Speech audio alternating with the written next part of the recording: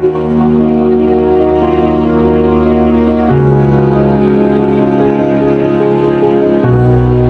guys, this is Saran, third professional BSMS. So today I want to share my Kayakarpam journey to you. Kayakarpam the Siddha science of rejuvenation.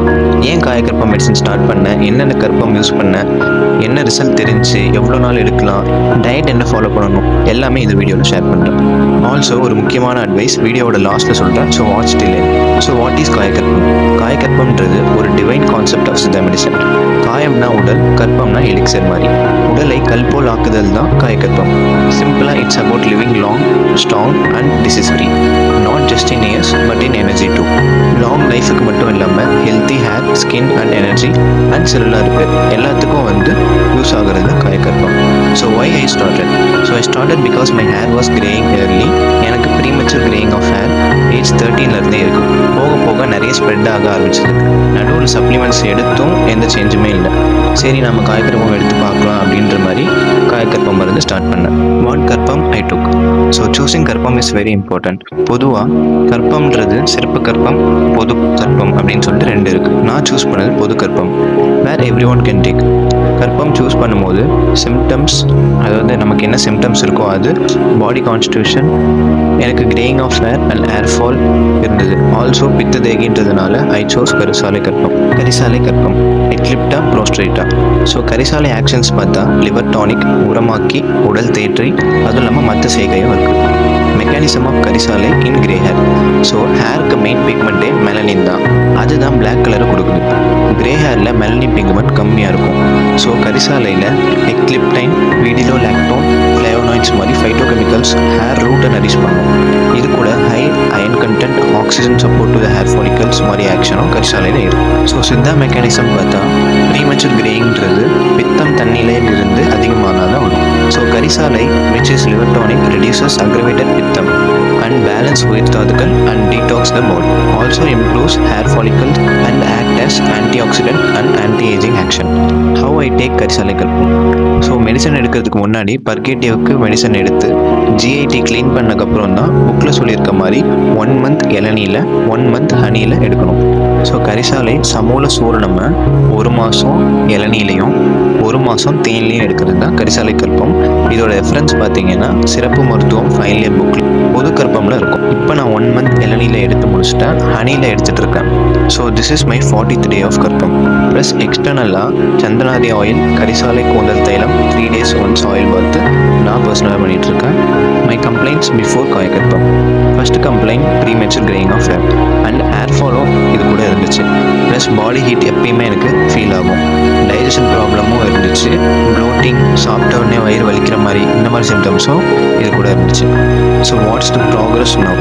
ஹானஸ்ட்டாக சொல்லணும்னா grey hairs black ஆச்சான்னு கேட்டால் இப்போ வரைக்கும் இல்லை. ஆனால் already இருந்த black hair இன்னும் dark ஆகிருக்கு. இது இல்லாமல் ஹேர் ஃபால் கம்மியாக இருக்குது. ரொம்ப டிஃப்ரென்ஸ் எனக்கே தெரியுது. பிஃபோர் அண்ட் டியூரிங் ட்ரீட்மெண்ட்டில் முன்ன கை வச்சாலே முடி நிறைய கொட்டும். ஆனால் இப்போ முடி கொட்டுறது நிறைய குறைஞ்சிருக்கு. Also my GIT has been functioning well. No diarrhoea, no constipation, ப்ளோட்டிங்கும் இல்லை. என் பாடி ஹீட் ரெடியூஸ் ஆகிருக்குன்றதை நான் இப்போ ஃபீல் பண்ணுறேன். பொதுவாக தலை அப்புறம் ஃபோர்ஹெட்டில் சூடாக இருக்கிற மாதிரி ஒரு வேப்பர் மேலே போகிற மாதிரி ஃபீல் ஆகும். இப்போ அது எல்லாமே எனக்கு ரெடியூஸ் ஆகிருக்கு. பாடி ஓடர் ரெடியூஸ் ஆகிருக்கு. ஸ்ட்ரெஸ் ஃப்ரீயாக இருக்குது. பொதுவாகவே நான் எதாவது ஒர்க் பண்ணிகிட்டே இருப்பேன், இல்லை எதாவது யோசிச்சுட்டே இருப்பேன். I had mental fatigue. During medication stress இல்லாமல் ஃபோக்கஸ்டாக என்னால் எல்லாத்தையும் ஃப்ரீயாக பிளான் பண்ண முடிஞ்சு. இது கூட நாடி சுற்றி பிராணாயாமமும் பண்ணால் நல்ல ரிசல்ட் இருக்கும். ஆனால் நான் இதை ஃபாலோ பண்ணேன். So what are the struggles I face during Kayakarpam? First 1 month இளநியில் எடுக்கணும்னா காஸ்ட்லியாக இருக்குமேனு யோசிச்சுட்டு இருந்தேன். ஒரு ஸ்டேஜுக்கு மேலே எடுத்தே ஆகணும்னு டிசைட் பண்ணக்கப்புறம் 30 days 2 times இளநி, பர் டே 2 இளநி, ஒரு இளநி 60 rupees அப்படின்னு பார்த்தா கூட நமக்கு ஆவரேஜாக 3000 rupees ஸ்பெண்ட் ஆகும். எனக்கு நான் ஃப்ரீக்வெண்ட்டாக வாங்குற கடையில் கம்மி பண்ணி வாங்கினதுனால 45 rupees வாங்கினேன். இருந்தாலுமே அரௌண்ட் 3000 rupees இளநிக்கு மட்டுமே ஒரு மாதத்துக்கு ஆகும். நம்பர் 2, வீட்டில் இருக்கப்ப ஈஸியாக எடுத்துருவேன். ட்ராவல் பண்ணுறப்ப கஷ்டமாக இருந்துச்சு. ஸோ இளநியை பாட்டிலில் ஊற்றி எடுத்துப்பேன்.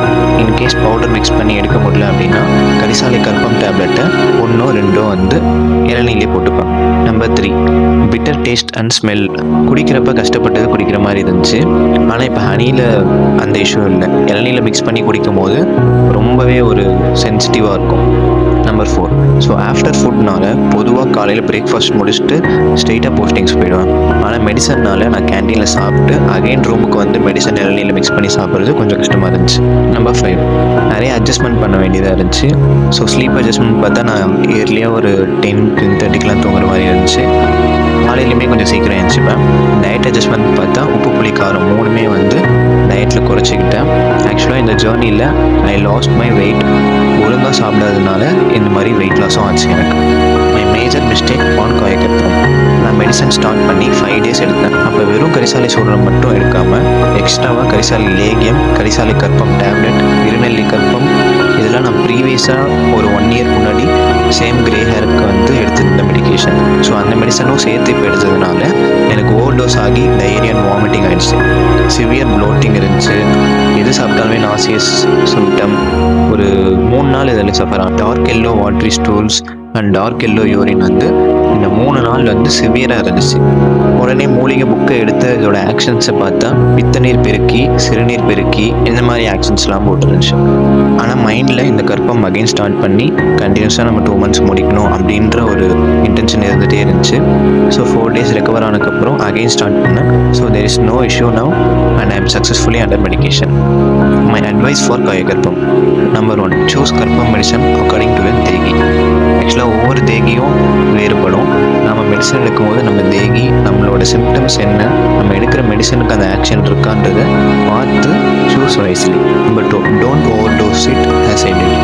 நாம் பண்ண மாதிரி கரிசாலை தானே நமக்கு நிறைய சாப்பிட்டா நிறைய இது இருக்கும் அப்படின்ட்டு எக்ஸ்ட்ராவாக ஓவர் டோஸ் பண்ணிக்காமல் கரெக்டான டோஸில் புக்கில் சொல்லியிருக்க மாதிரியோ இல்லை எந்த ரெஃபரன்ஸில் சொல்லியிருக்கோ அந்த ரெஃபரன்ஸில் குறிப்பிட்ட நாள் கரெக்டாக எடுங்க.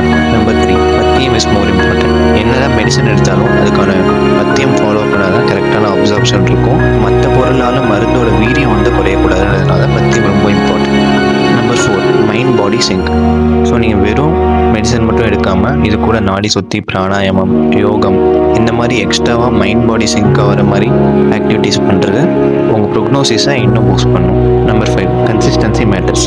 ஸோ புக்கில் சொல்லியிருக்க மாதிரியோ இல்லை கிளினிக்கலி எஃபெக்டிவான டேஸ்லேயோ நீங்கள் கரெக்டாக எடுத்தால் தான் உங்களுக்கான அந்த எஃபெக்ட் தெரியும். ஸோ கன்சிஸ்டண்ட்டாக இருங்க. Number 6, documenting your progress. So எந்த கண்டிஷன்ஸ்க்கு நீங்கள் எடுத்தாலுமே பிஃபோர் அண்ட் ஆஃப்டர் ட்ரீட்மெண்ட்டுக்கு நீங்கள் டாக்குமெண்ட் பண்ணணும். அப்போ தான் அதோட ப்ரோக்னோசிஸ் ப்ராக்ரஸ் இருக்கா அப்படின்றத நம்ம அனலைஸ் பண்ண முடியும். ஒரு மெயின் அட்வைஸ் ஃபார் காயக்கற்பம் சொல்கிறேன்னு சொன்னல, அதுதான் அவாய்டிங் நான்வெஜ். ஸோ நான் வந்து 2 months இப்போ 1 month தான் ஆயிருக்கு. நான்வெஜ் கம்ப்ளீட்டாக அவாய்ட் பண்ணிட்டேன். ஏன் அப்படின்னா எனக்குமே அந்த ஒரு கன்ஃபியூஸ் ஸ்டேட்டில் தான் இருந்தேன், எடுக்கலாமா வேணாமா அப்படின்னு சொல்லிட்டு. அதுக்கப்புறம் நம்ம எடுக்கிறதே ஒரு வாட்டி தான் மெடிசன். ஸோ கம்ப்ளீட்டாக நம்ம அவாய்ட் பண்ணால் தான் நமக்கு நல்ல ப்ராக்ரஸ் தெரியும் அப்படின்ட்டு நான் ஃபாலோ பண்ணேன். நான்வெஜ் அவாய்ட் பண்ணது ஆக்சுவலாக நான் எடுத்த ஒரு நல்ல டிசிஷன். ஏன் அப்படின்னா இதனாலேயுமே நம்மளோட மருந்து வீரியம் பாடியில் வந்து நல்ல பூஸ்ட் ஆகும். ஸோ நீங்கள் எடுக்கிறதா இருந்தாலும் கம்ப்ளீட்டாக அவாய்ட் பண்ணுறது நல்லது. ஸோ இப்போ 1 month இளநீரில் முடிச்சிருக்கேன். நெக்ஸ்ட் மந்த் தேனில் முடிஞ்சதுக்கப்புறம் நான் என்ன ப்ராக்ரஸ் ஃபீல் பண்ணுறேன் அப்படின்றத பார்ட் 2 வீடியோவில் கண்டிப்பாக நான் போடுறேன். தேங்க்யூ.